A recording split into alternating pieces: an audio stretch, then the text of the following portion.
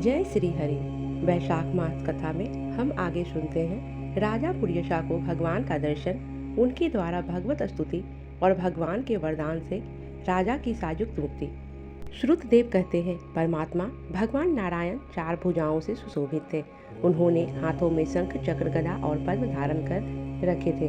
वे पीताम्बर धारण करके वनमाला से विभूषित थे। भगवती लक्ष्मी तथा एक पार्षद के साथ गरुड़ की पीऊ पर विराजित थे। उनका दुस्सह तेज देखकर राजा के नेत्र सहसा मुंद गए। उनके सब अंगों में रोमांच हो आया और नेत्रों से अश्रु द्वारा प्रवाहित होने लगी। भगवत दर्शन के आनंद में उनका हृदय सर्वथा डूब पाया। उन्होंने तत्काल आगे बढ़कर भगवान को साष्टांग प्रणाम किया। फिर प्रेम विह्वल नेत्रों से विश्वात्म देव जगदीश्वर श्री हरि को बहुत देर तक निहार रहकर उनके चरणों धोए और उसे जल को अपने मस्तक पर धारण किया। उन्हीं चरणों की धोवन रूपा श्री गंगा जी ब्रह्मा जी सहित तीनों लोकों को पवित्र करती है। तत्पश्चात राजा ने महान वैभव से बहुमूल्य वस्त्र, आभूषण और चंदन से हार, धूप, दीप तथा अमृत के समान नैवेद्य के निवेदन आदि से अपने तन, मन, धन और आत्मा का समर्पण करके अद्वितीय पुराण पुरुष भगवान विष्णु का पूजन किया। पूजा के बाद इस प्रकार स्तुति की, जो निर्गुण, निरंजन एवं प्रजापतियों के भी अधीश्वर हैं, ब्रह्मा आदि संपूर्ण देवता जिनकी वंदना करते रहते हैं, उन परम पुरुष भगवान श्री हरि को मैं प्रणाम करती हूँ। शरणागतों की पाप राशि का नाश करने वाले आपके चरण बिंदों को परिपक्व योग वाली योगिनियों ने जो अपने हृदय में धारण किया है, यह उनके लिए बड़े सौभाग्य की बात है। बढ़ी हुई भक्ति के द्वारा अपने अंतःकरण तथा जीव भाव को भी आपके चरणों में ही चढ़ाकर वे योगीजन उन चरणों के चिंतन मात्र से आपके धाम को प्राप्त हुए हैं। विचित्र कर्म करने वाले आप स्वतंत्र परमेश्वर को नमस्कार है। साधु पुरुषों पर अनुग्रह करने वाले आप परमात्मा को प्रणाम है। प्रभु, आपकी माया से मोहित होकर मैं स्त्री और धन रूपी वेश्यों में ही भटकता रहा हूँ। अनर्थ में ही मेरी अर्थदृष्टि हो गई थी।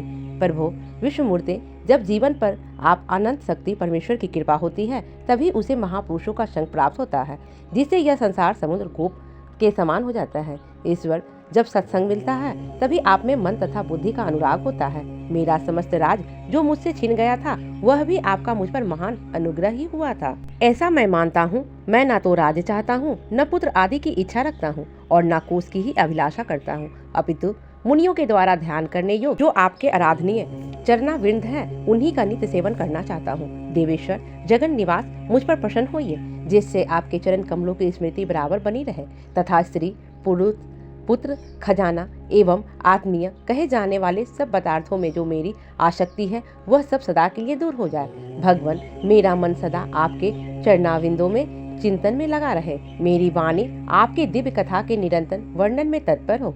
मेरे ये दोनों नेत्र आपके श्री विग्रह के दर्शन में, कान कथा के श्रवण में तथा रचना आपके भोग में लगाए हुए प्रसाद के आस्वादन में प्रवृत्त हो। प्रभु, मेरी नासिका आपके चरण कमलों की तथा आपके भक्त जनों के गंध विलेपन आदि की सुगंध लेने में, दोनों हाथ आपके मंदिर में झाड़ू देने आदि की सेवा में, दोनों पैर आपके तीर्थ और कथा स्थान की यात्रा करने में तथा मस्तक निरंतर आपको प्रणाम करने में संलग्न रहे। मेरी कामना आपकी उत्तम कथा में और बुद्धि अहर्निश आपका चिंतन करने में तत्पर हो।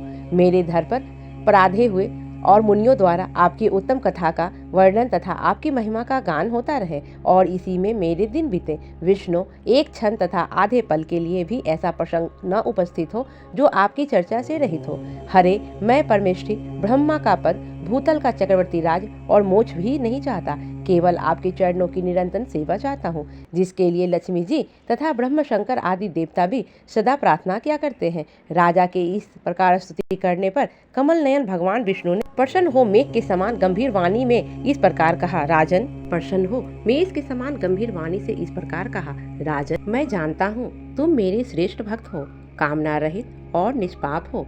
नरेश्वर, मुझ में तुम्हारी दृढ़ भक्ति हो और अंत में तुम मेरा सायुज प्राप्त करो। तुम्हारे द्वारा किए हुए इस स्रोत से इस पृथ्वी पर जो लोग स्तुति करेंगे, उनके ऊपर संतुष्ट हो, मैं उन्हें भोग और मोक्ष प्रदान करूंगा। यह अक्षय तृतीया इस पृथ्वी पर प्रसिद्ध होगी, जिसमें भोग और मोक्ष प्रदान करने वाला मैं तुम्हारे ऊपर प्रसन्न हुआ। जो मनुष्य इस तिथि को किसी भी बहाने से अथवा स्वभाव से ही स्नान दान आदि क्रियाएं करते हैं, वे मेरे अविनाशी पद को प्राप्त करते हैं। जो मनुष्य पितरों के उद्देश्य से अक्षय तृतीया को श्राद्ध करते हैं, उनका किया हुआ वह श्राद्ध अक्षय होता है। इस तिथि में थोड़ा सा भी जो मनुष्य पुण्य किया जाता है, वह फल अक्षय होता है। नृपश्रेष्ठ, जो कुटुंबी ब्राह्मण को गाय दान करता है, हाथों से संपत्तियों की वर्षा करने वाले भुक्ति और मुक्ति भी आ जाती है। जो वैशाख मास में मेरा प्रिय करने वाले धर्मों का अनुष्ठान करता है, उसके जन्म मृत्यु जरा भय और पाप को मैं हर लेता हूँ। अनग, मैं यह वैशाख मास मेरे चरण चिंतन की भांति ही ऐसे सहस्रों पापों को हर लेता है, जिसके लिए शास्त्रों में कोई प्रायश्चित नहीं मिलता। राजा को यह वरदान देकर देवादिदेव भगवान जनार्दन सबके देखते देखते वहीं अंतर ध्यान हो गए। तदंतर राजा पुर्यशा सदा भगवान में ही मन लगाए हुए उन्हीं की सेवा में तत्पर रहकर इस पृथ्वी का पालन करने लगे। देव दुर्लभ समस्त मनोरथों का उपभोग करके अंत में उन्होंने चक्रधारी भगवान विष्णु का सायुज प्राप्त कर लिया। जो इस उत्तम उपाख्यान को सुनते हैं और सुनाते हैं, वे सब पापों से मुक्त हो भगवान विष्णु के परम पद को प्राप्त होते हैं। प्रेम से बोलिए जय श्री हरि, जय श्री हरि।